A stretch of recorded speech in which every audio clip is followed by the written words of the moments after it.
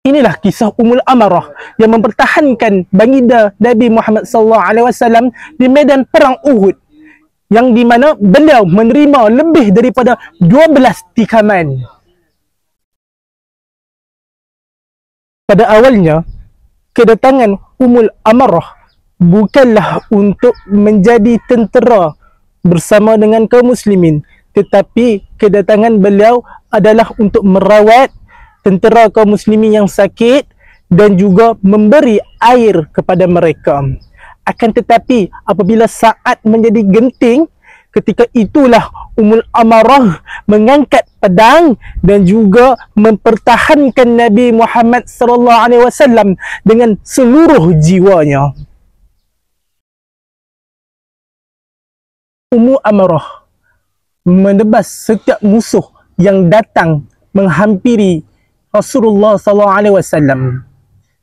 Bukan itu sahaja, ia juga menjadi perisai tatkala anak panah dan juga pedang yang menghampiri kepada baginda Nabi Muhammad SAW dengan mengorbankan tubuhnya sendiri.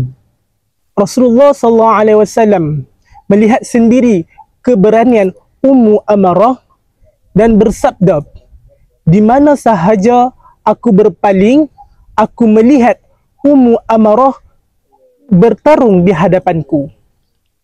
Akibat pertempuran ini, Ummul Amarah mendapat 12 luka dalam yang hampir meragut nyawanya.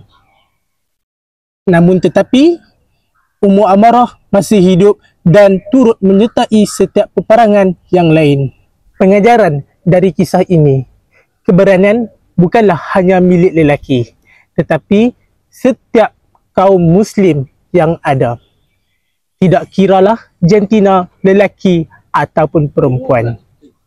Selain itu, berjuang mempertahankan agama dengan apa yang mereka ada. Lupa like and share supaya masyarakat tahu keberanian wanita di dalam Islam yang ada di dalam kisah ini. Sudah anda pelajari? Sila komen.